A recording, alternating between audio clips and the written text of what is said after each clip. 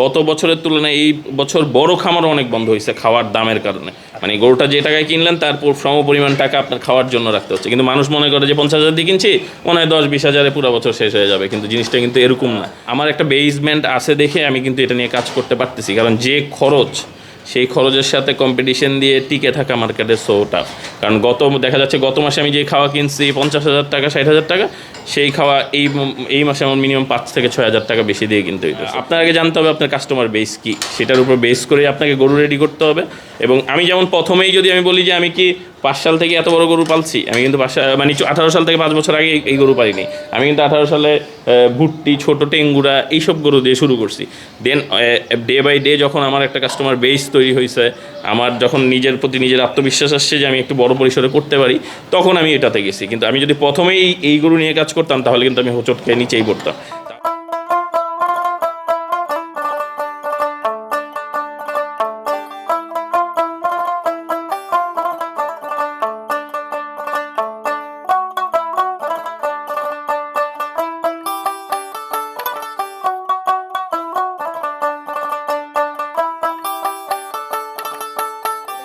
আসসালামু আলাইকুম সুপ্রিয় দর্শক, আশা করছি আপনারা সবাই ভালো আছেন। দর্শক বন্ধুরা, আজকে আমরা চলে আসছি ঢাকার খিলগাঁও শান্তিপুর এলাকাতে। এই মুহূর্তে রয়েছে আমরা একটি 5তলা বাড়ির ছাদে, এবং এই ছাদে কিন্তু একজন তরুণ উদ্যোক্তা উনি ওনার শখ থেকে খুব সুন্দর একটি গরুর ফার্ম গড়ে তুলেছেন, এবং যে ফার্মটির নাম হচ্ছে ইবুক এগ্রো ফার্ম, যার উদ্যোক্তা হচ্ছেন কাজী মশিউর রহমান মারুফ ভাই। উনি 2018 সালে মাত্র 2টি গরু দিয়ে ওনার এই ফার্মের যাত্রা শুরু করেন। বর্তমানে এই ফার্মটি কিন্তু উনি বাণিজ্যিক আকারে পরিচালনা করতেছেন।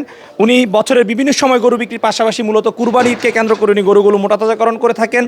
আসন্ন 2024 কুরবানি ঈদকে কেন্দ্র করে কিন্তু উনি খুব সুন্দর সুন্দর কিছু গরু মোটাতাজাকরণ করেছেন। আপনারা দেখতে পাচ্ছেন উনি মূলত ছোট এবং মাঝারি সাইজের গরুগুলি মোটাতাজাকরণ করে থাকেন। আপনারা ওনার ফার্মে সর্বনিম্ন 75,000 থেকে শুরু করে 1,35,000 টাকার মধ্যে কুরবানির গরু পাবেন 2024 ঈদে। অলরেডি কিন্তু ভাইয়ের ফার্ম থেকে বেশ কিছু গরু বিক্রি হয়ে গেছে। আপনারা যারা আসন্ন কুরবানির জন্য গরু বুকিং করতে চান, আপনারা চাইলে এই ফার্ম থেকে আপনাদের পছন্দের গরুটি বুকিং করতে পারবেন। কীভাবে বুকিং করবেন সেই সম্পর্কে আমরা আপনাদেরকে জানাবো। মারুফ ভাই এই যে 5তলার ছাদে গরুগুলো লালন পালন করতেছেন, কিভাবে লালন পালন করতেছেন, কী ধরনের খাবার দাবার দিয়ে এই গরুগুলো মোটাতাজাকরণ করতেছেন, সেই সম্পর্কে আশা করছি পুরোটা আয়োজন জুড়ে আপনারা আমাদের সাথেই থাকবেন, এবং ভিডিওটি ভালো করে লাইক ও শেয়ার করে অন্যদেরকে দেখার সুযোগ করে দিবেন।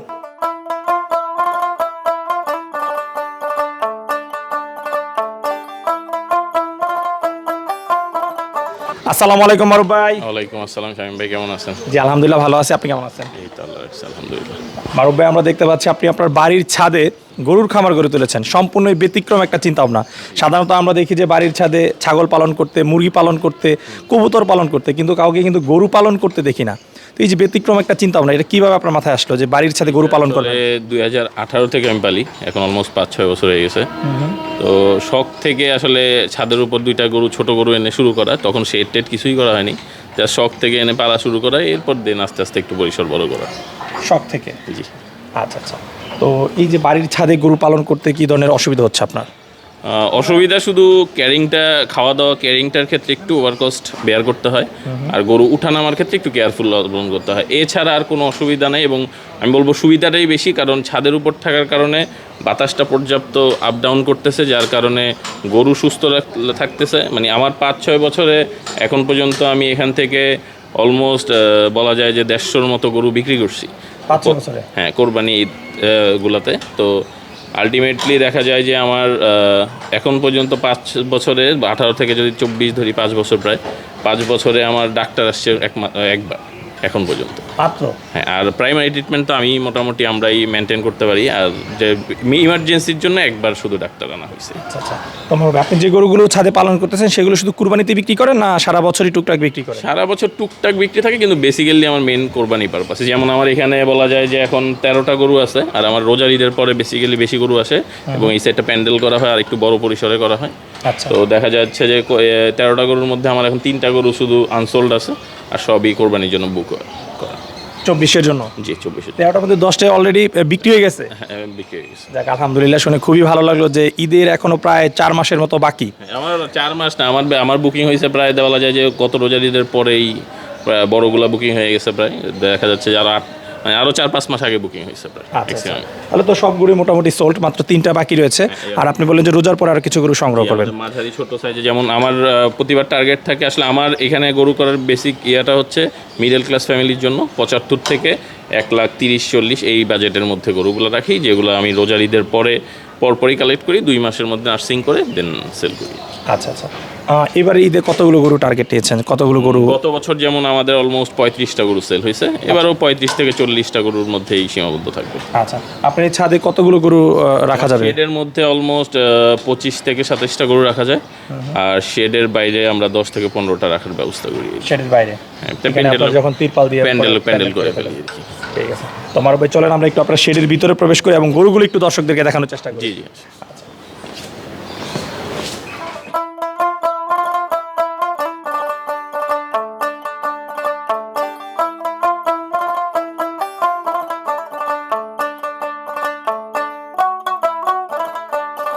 আমার ভাই আপনার ফার্মে কি কি জাতের গরু কালেকশনে রয়েছে? আমার এখানে বেসিক্যালি আমি কাজ করি হাসা নিয়ে, আমার আচ্ছা। এটার প্রতি একটা প্যাশনের কাজ করে। তো এছাড়া যেমন এখন এবার আমি বলা যায় যে একটু বেশি বড় গরু করছি। যেমন গত বছর আমার কাছে গরু ছিল লাইভ ওয়েট অলমোস্ট 450 কেজি পর্যন্ত। তো এবার অলমোস্ট 500 কেজি প্লাস ওয়েটের গরু আমার কাছে আছে এখন পর্যন্ত। আচ্ছা, তো যেমন এটা হচ্ছে একটা আরসিসি গরু, লাল হাসা যেটাকে বলা হয়, প্রথম গরুটা। হ্যাঁ প্রথম গরুটা, এটাও বিক্রি হয়ে গেছে। এরপরে যে গরুটা আছে ওইটা হচ্ছে একটা শাহিওয়ালের বাচ্চা, ওইটা 24-এর জন্য বুক করা হয়েছে, বাট ওইটা হয়তো দাতার সম্ভাবনা খুব কম। আচ্ছা যার কারণে ওটা হয়তো আমার ওই ভাই 25 সাল পর্যন্ত রাখতে যাচ্ছে। আচ্ছা। তারপরে যে গরুটা, ওই গরুটাও আমাদের বিক্রি হয়ে গেছে, সাদাটা। আচ্ছা আচ্ছা। সাদা গরুটার ওইটাও অলমোস্ট এখন অ্যাপ্রোম্যাক্স 450 প্লাস বডি ওয়েট আছে। আর এরপরে যেটা আছে ওইটা অলমোস্ট 500-র মতো বডি ওয়েট আছে। 500-র মতো? জি, এগুলা সবগুলাই বিক্রি হয়ে গেছে। এই গরুগুলো আপনি সংগ্রহ করেছিলেন কতদিন আগে, এই বড় গরু? বড়গুলো আমার সংগ্রহ করার গত রোজার ঈদের গত কোরবানি ঈদের 1-1.5 মাস পর থেকেই কালেক্ট পরপরই সংগ্রহ করা? জি জি। আচ্ছা, তখন এই গরুগুলোর আনুমানিক ওজন কেমন ছিল? তখন যেমন এই গরুটা যখন কালেক্ট করি, এই গরুটার বডি ওয়েট ছিল, আমি ওখান থেকে লাইভ মানে একটা খামারে ওয়েট দিয়ে আনছিলাম নীলফামারি থেকে। আচ্ছা। তখন ওই গরুটার ওয়েট ছিল 170-80 কেজির মতো। 170-80? জি। বর্তমানে লাইভ ওয়েট আছে কত? বর্তমানে এটা অলমোস্ট 350-60 এরকম হবে। 350-60? হ্যাঁ, মানে 400 নেওয়ার আবার 400 7-8 মাসে প্রায় দ্বিগুণ হয়ে গেছে। হ্যাঁ, অলমোস্ট। মাশাআল্লাহ, খুব কারণ ভালো গরু আছে। এই গরুগুলো হচ্ছে এটা ওই পারের গরু, এটা আসলে আমাদের দেশের কালেকশন করা গরু না, ওই পারের গরু। এখানে আমার 4টা গরুর মধ্যে একটা গরু শুধু দেশি, ওইটাও আমার এক ভাইয়ের ঘরের বাচ্চা শাহিওয়ালে। আচ্ছা। আর এ বাদে 3টা গরু ইন্ডিয়ান গরু, যার কারণে ইন্ডিয়ান গরুর একটু ফিডব্যাক একটু ভালো। নর্মালি আমাদের দেশি গরুর ওগুলার থেকে এগুলার ফিডব্যাক এগুলো দেখা যায় ওখান থেকে আসে যখন খুব কাবু থাকে। আচ্ছা। এবং যখন আমরা কৃমি করার পরে, ভ্যাকসিন করার পরে খাওয়া দেই, এরপরে আমাদের এক্সট্রা দেখা যায় ভিটামিন প্রয়োজন হয় না, এমনি ওদের ফিডব্যাকটা ভালো। আচ্ছা আচ্ছা। তো মারুফ ভাই, আপনার প্রত্যেকটা গরুই কিন্তু মাশাআল্লাহ ভালো গ্রোথ আসছে, আমি বলতে পারি যে এই 7-8 মাসে যে ওজনের কথা বললেন। তো আপনি কিভাবে এই গরুগুলো লালন পালন করতেছেন, কি ধরনের খাবার দাবার দিচ্ছেন মূলত? আমি অ্যাজ ইউজুয়ালি আমরা খামারে যেটা মেনটেন করি, দেখা যায় 7 থেকে 8টা আইটেমের দানাদার। আর আমার এখানে যেহেতু ঢাকা শহরের ভিতরে এবং ছাদের উপরে, ঘাসটা আমাদের জন্য দুর্লভ। মাঝে মাঝে কিছুটা সাইলেজ ব্যবহার করি ঘাসের অল্টারনেটিভ হিসেবে, আর এছাড়া দানাদার আর খেরের উপরই মেনলি ডিপেন্ডেবল। আচ্ছা, এই যে দানাদার খাবারের দাম শুধু দিন দিন বাড়তেছে, দানাদার দিয়ে এবং সাইলেজ দিয়ে গরু লালন পালন করে লাভ করা কি আদৌ সম্ভব হচ্ছে? এখানে মেজর ইস্যু হচ্ছে আসলে লাভের ফ্যাক্টটা তখনই আসে যে কোরবানি পারপাস আমরা যে গরুগুলো রেডি করি, সেটা সবচেয়ে বড় ইম্পর্টেন্ট ইস্যু হচ্ছে আপনার কাস্টমার বেসমেন্ট কী। এটা অনেক ইম্পর্টেন্ট ইস্যু। আজকে 4 মাস, মানে আমি আরও 4 মাস আগে কোরবানির গরু বিক্রি করছি, দ্যাটস মিন 8 মাস আগে আমার গরু, ঈদের অলমোস্ট 8 মাস আগে আমার গরু সেল করা। তো বলা যায় যে আমার একটা বেসমেন্ট আছে দেখে আমি কিন্তু এটা নিয়ে কাজ করতে পারতেছি, কারণ যে খরচ, সেই খরচের সাথে কম্পিটিশন দিয়ে টিকে থাকা মার্কেটে সো টাফ। কারণ দেখা যাচ্ছে গত মাসে আমি যে খাওয়া কিনছি 50,000 টাকা, 60,000 টাকা, সেই খাওয়া এই মাসে আমার মিনিমাম 5 থেকে 6,000 টাকা বেশি দিয়ে কিনতে হইতেছে। মানে এটার রিজনটা হচ্ছে যে এত পরিমাণ বাড়তেছে যেটা আসলে মানে কন্ট্রোলের বাইরে। তারপরও দেখা যাচ্ছে আসলে যাদের কাস্টমার বেসমেন্ট আছে, আমরা যারা খামার নিয়ে কাজ করতেছি, অনলাইন বেস একটা মার্কেট নিয়ে কাজ করতেছি, তাদের একটা কাস্টমার বেস থাকার কারণে আমরা এটা নিয়ে সহজে সেল করতে পারতেছি। কিন্তু এটা দেখে যদি আমাদের সাথে অন্যরা কম্পিটিশন করতে আসে, তাহলে তারা কিছুটা স্লিপ করবেই। কারণ মূল রিজন হচ্ছে আপনার আগে জানতে হবে আপনার কাস্টমার বেস কি, সেটার উপর বেস করে আপনাকে গরু রেডি করতে হবে। এবং আমি যেমন প্রথমেই যদি আমি বলি যে আমি কি 5 সাল থেকে এত বড় গরু পালছি, আমি কিন্তু 18 সাল থেকে 5 বছর আগে এই গরু পালিনি। আমি কিন্তু 18 সালে ভুট্টি, ছোট টেঙ্গুরা এইসব গরু দিয়ে শুরু করছি। দেন ডে বাই ডে যখন আমার একটা কাস্টমার বেস তৈরি হয়েছে, আমার যখন নিজের প্রতি নিজের আত্মবিশ্বাস আসছে যে আমি একটু বড় পরিসরে করতে পারি, তখন আমি এটাতে গেছি। কিন্তু আমি যদি প্রথমেই এই গরু নিয়ে কাজ করতাম তাহলে কিন্তু আমি হোঁচট খেয়ে নিচেই পড়তাম। তাহলে তখন আমার যখন ওটা ফল করতো তখন নিজেরই আমার এটার প্রতি আশ্বাস থাকতো না। আচ্ছা আচ্ছা, আমার ভাই খুবই ভালো লাগছে যে আপনি প্রথমে ছোট দিয়ে শুরু করছেন। কাস্টমারদের কিন্তু সবচেয়ে বেশি চাহিদা থাকে ছোট গরু, ছোট এবং মাঝারি। এখন আপনি যে বড় গরুগুলো পালন করতেছেন সেগুলো কিন্তু মাঝারি সাইজের গরু। হ্যাঁ, মাঝারি, এটা খুব অনেক বড় না, অনেক বড় যে বলতে পারবো তা না। আচ্ছা, এবং এগুলোর যেহেতু চাহিদা থাকে আপনি এগুলো নিয়ে কাজ করতেন, যার জন্য কিন্তু আপনার সমস্যা হচ্ছে না। আচ্ছা, আমরা মারুফ ভাই যেটা দেখতেছি যে বিগত 3-4 বছর কিন্তু ঈদের আগে গিয়ে গরুর দাম একেবারে পড়ে যায়, ফল করতেছে, যার কারণে কিন্তু অনেক প্রান্তিক খামার বন্ধ করে দিতে বাধ্য হচ্ছে। প্রান্তিক খামারি না, বড় খামারও কিন্তু আপনি এই বছর, আপনারা তো প্রতিবেদন করেন, আপনারা আমাদের থেকে ভালো জানবেন, গত বছরের তুলনায় এই বছর বড় খামারও অনেক বন্ধ হয়েছে খাওয়ার দামের কারণে। কারণ একটা গরু, মানুষ মনে করে কি গরু কিনলাম আর পালা শুরু করলাম আর খরচ নাই। একটা গরু যদি 50,000 দিয়ে কিনেন, ওইটার পিছনে আরও 50-60,000 টাকা পুরো বছরের জন্য স্টক রাখতে হয় খাওয়ার জন্য। মানে গরুটা যে টাকায় কিনলেন তার সম পরিমাণ টাকা আপনার খাওয়ার জন্য রাখতে হচ্ছে। কিন্তু মানুষ মনে করে যে 50,000 দিয়ে কিনছি, মনে হয় 10-20 হাজারে পুরো বছর শেষ হয়ে যাবে, কিন্তু জিনিসটা কিন্তু এরকম না। যার কারণে খাওয়ার খরচটা বেড়ে গেছে এবং অনেক বড় খামার, মানে অনেক খামার অফ হয়ে গেছে, অনেক। এবার এই বছর সেটার ইম্প্যাক্টটা বুঝতে পারবেন আপনারা যখন, এখন তো ঈদ আসতেছে, এবং বুঝতেও পারবেন যে এটা কত পরিমাণ বন্ধ হয়েছে।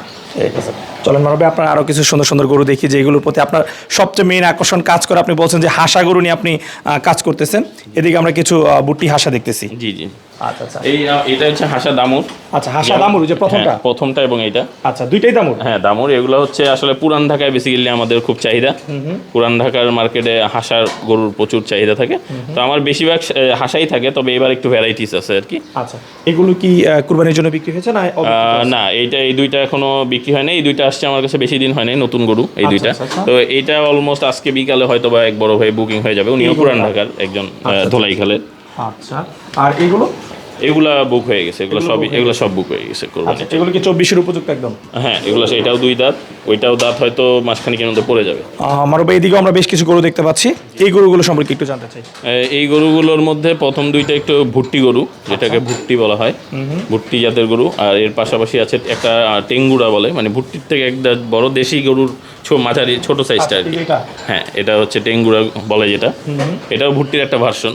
এখন এখন অনেক খামারে আসলে টেঙ্গুরাটাকে ভুট্টি বলে এক্সপ্লেইন করা হয়, কিন্তু এক্স্যাক্টলি ভুট্টি হচ্ছে এই দুইটা, আর টেঙ্গুরা হচ্ছে ওইটা।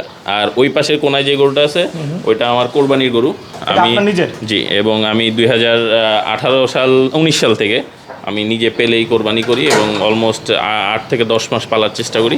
এবং আমি সত্যি বলতে আমি নিজের থেকে স্যাটিসফ্যাকশন বলবো, যেমন গত বছর আমার একটু রিজন ওয়াইজ আমি গত বছর পেলে কোরবানি দিতে পারিনি, আমার হাট থেকে গরু কিনতে হয়েছে। তো আমি আসলে আমার গরুর মাংসর কোয়ালিটি, ওয়েট এবং হাট থেকে আমি যে গরুটা কোরবানি করছি সেটার মিট ওয়েটের সাথে অনেক পার্থক্য পাইছি। সেই জায়গায় আমাদের স্যাটিসফ্যাকশনটা অনেক বড় থাকে। এবং প্লাস হচ্ছে একটা গরু পেলে কোরবানি দেওয়ার মধ্যে একটা স্যাটিসফ্যাকশন আছে আমরা যারা গরু পছন্দ করি তাদের কাছে, কারণ আমরা গরুটাকে আদর করে নিজে পেলে পুষে কোরবানি করতে পারছি। এবং এমন দেখা গেছে প্রথম কোরবানিতে আমার যে গরু লালন পালন করে লাল ভাই থেকে শুরু করে সবাই আমরা কান্নাকাটি করি না এমন কেউ ছিল না। আচ্ছা আচ্ছা, মারুফ ভাই, আপনি তো এই যে 7-8 মাস আগে গরুগুলো বিক্রি করেছেন এবং গরুগুলো আপনার বুকিং করা, সেই ক্ষেত্রে খরচটা কিভাবে আসলে? আমাদের মান্থলি তো একটা খরচ স্টেটমেন্ট আছে, সেই স্টেটমেন্টটার উপর আমরা বেস করেই আসলে ওইভাবেই কাজ করি আর কি, যে আমাদের একটা প্রফিট লেভেল রেখে দেন আমরা প্রাইজিংটা করি। আচ্ছা, আর রোজার পরে তো আপনার এখানে আরও ছোট গরু আসবে আপনি বলেন? রোজার ঈদের পরে ইনশাল্লাহ আরও মিনিমাম অলমোস্ট 25টা গরু থাকবে, আশা করি 25টা গরু থাকবে। এগুলো 75 থেকে 1,20,30 রেঞ্জের, এই রেঞ্জ 75 থেকে 1,20,30। হ্যাঁ, এই রেঞ্জ। আচ্ছা আচ্ছা, তাহলে দর্শকরা কিন্তু এই ছোট গরুগুলোই সবচেয়ে বেশি চায়, যে এরকম ছোট গরু কিন্তু সচরাচর তেমন একটা পাওয়া যায় না, ওইটারই মানে চাহিদা অনেক থাকে। যেমন গত বছর আমি আমার 40টা সেল করছি, অলমোস্ট 35-40টা, কিন্তু আমার মানে চাহিদা ছিল বলা যায় 150-200 গরুও যদি আনতাম তাও দেওয়া যেত, কিন্তু আসলে আমার তো স্পেস কনজাস্টেড, যার কারণে চাইলেও অতটা বড় করে পারা যায়। আচ্ছা, মারুফ ভাই, আপনার কাছ থেকে একটু জানতে চাই আপনার বুকিংটা কীভাবে নিচ্ছেন? কেউ যদি বুকিং করতে চায় 2024 কুরবানির জন্য, সেই ক্ষেত্রে কীভাবে বুকিং করতে পারে? আমাদের এখানে বুকিংয়ের সিস্টেম হচ্ছে 30% অ্যাডভান্স করতে হয়, আর ঈদের 1 মাস আগে ফুল পেমেন্ট করে দিতে হয়। ফুল পেমেন্ট করতে হয়। জি জি। আর আমাদের এখানে সবচেয়ে বড় জিনিস কি, মানুষ আসে, আপনি আমার পরিষ্কারের ব্যাপারটা দেখতেছেন, এটা আমার কাছে সবচেয়ে ইম্পর্টেন্ট ইস্যু। যেহেতু আমি ঢাকা শহরের মধ্যে একটা আবাসিক এলাকায় ছাদের উপর করতেছি, আমার কারণে যাতে আরেকজনের সমস্যা না হয়, এবং আমার পরিষ্কার দেখে অনেকে আসলে গরু কিনতে এসে খুব মানে স্বাচ্ছন্দ্য বোধ করতেছে, কারণ ছাদে ওঠার আগে কিন্তু আপনি বুঝতেই পারেন না যে আমার ছাদে গরু আছে। এবং আমরা যদি একটু দর্শকদেরকে দেখানোর চেষ্টা করি, দর্শক বন্ধুরা আপনারা দেখুন যে একদম নিট অ্যান্ড ক্লিন, কোনো গন্ধও কিন্তু একদম নাই, বিন্দু মাত্র নাই, এবং মাছিও তেমন নাই। না, মাছিও নেই। এটার পজিটিভ সাইড হচ্ছে, আমি আবারও বলবো যে ছাদ হওয়ার কারণে বাতাসটা বাইপাস করতেছে, যার কারণে গন্ধ প্লাস কোনো ধরনের মানে রোগবালাই হচ্ছে না, গরু পয় পরিষ্কার থাকতেছে, যার কারণে রোগবালাই নাই বললেই চলে। আচ্ছা, এই যে এত পরিষ্কার রাখতেছেন আপনি ছাদের মধ্যে গরু পালন করে, এটা কীভাবে সম্ভব হচ্ছে? এটা মানে অবশ্যই যে কাজ করবে তার নিজের অ্যাক্টিভিটিসটা বেশি থাকতে হবে। যদি তার আগ্রহ থাকে, অবশ্যই পরিষ্কার পরিচ্ছন্ন রাখা সম্ভব। আচ্ছা আচ্ছা, আমার আরেকটা প্রশ্ন সবার মনে আসতে পারে, এই যে আপনি গরুগুলো নিচ থেকে, আপনার এটা কয়তলা ছাদ? এটা মানে 6 তলা বলা যায়, 5 তলার ছাদ। 5 তলার ছাদ, 6 তলা। আপনি যে বড় বড় গরু তুলতেছেন, সেই ক্ষেত্রে কি গরু তোলা বা নামার ক্ষেত্রে কোনো সমস্যা হয় কিনা? না, উঠানোর ক্ষেত্রে কোনো সমস্যাই নেই। উঠানোর ক্ষেত্রে আপনি আরও বড় গরু উঠাইতে পারবেন, কিন্তু নামানোর ক্ষেত্রে কিছুটা আমাদেরকে কেয়ারফুল থাকতে হয়, লোক বেশি দিয়ে নামাইতে হয়। কিন্তু এখন পর্যন্ত আমি প্রায় বললাম তো 150 গরু অলমোস্ট নামাইছি, তো আলহামদুলিল্লাহ আমাদের কোনো সমস্যা কোনো দুর্ঘটনা হয় না এখন পর্যন্ত। মারুফ ভাই, প্রান্তিক খামারিদের জন্য কোনো পরামর্শ রয়েছে কিনা? যারা প্রান্তিক খামারি রয়েছে, যারা ঈদকে কেন্দ্র করে কিছু গরু লালন পালন করে, তারা কিভাবে লালন পালন করলে লাভবান হতে পারে বলে আপনি মনে করেন? আমি আসলে বলতে চাবো যে প্রান্তিকদের জন্য ছোট একটা পরামর্শ থাকবে যে আপনার মার্কেট বেসটা বুঝে আপনি গরু তৈরি করেন। আপনার মার্কেট বেস যদি 1 লাখ টাকার থাকে, আপনি 1 লাখ টাকার রেঞ্জের গরু তৈরি করেন। আপনার যদি 5 লাখ টাকার থাকে, 5 লাখ রেঞ্জের তৈরি করেন। কিন্তু আপনার রেঞ্জ যেটা নাই, আপনি সেটার চেয়ে বেশি তৈরি করেন না, তাহলে হোঁচট খাইতেই হবে একদম 100%। এবং পরবর্তীতে দেখা যাচ্ছে যে আপনিরা বড় খামারিদের দোষ দিচ্ছেন বা অন্যদের দোষ দিয়ে লাভ নেই। আমার মার্কেটকে আমার বুঝতে হবে। মানে শামীম ভাই, আপনি জানেন যে আমি একটা বড় ফার্মের সাথে জড়িত আছি, জিএমই রেঞ্চের সাথে। ওখানে আমার কিন্তু গত প্রিভিয়াস রেকর্ডে আমি বাংলাদেশের সবচেয়ে এক্সপেন্সিভ গরুও সেল করছি, বলা যায় 20 লাখ 25 লাখ টাকা দামের গরু আমার হাত দিয়ে সেল হয়েছে। দ্যাটস মিন এইটা না আমি এখানে 20 লাখ 25 লাখ টাকার চিন্তা করব। আমার এখানে বেসমেন্ট যেটা আমি সেটা চিন্তা করব, আমার ওখানে বেসমেন্ট যেটা আমি ওইটা চিন্তা করব। এখন আমি যদি ওখানে 20 লাখ 25 লাখ আমিই সেল করছি, আমার কাস্টমারও কিন্তু আমার অ্যাকনোলেজমেন্টে, কিন্তু এর মানে এই না যে আমি তাকে এইখানে ওই মোটিভেশনে আমি আগাইতে পারবো। ওইটার মোটিভেশন ডিফারেন্ট, এটার মোটিভেশন ডিফারেন্ট। এই জিনিস বুঝে যদি কাজ করতে পারি, ইনশাল্লাহ সবার পক্ষেই ভালোভাবে সুন্দরভাবে সেক্টরে টিকে থাকা সম্ভব। আচ্ছা আচ্ছা আচ্ছা, মারুফ ভাই, খুবই সুন্দর পরামর্শ, আপনাকে অসংখ্য ধন্যবাদ।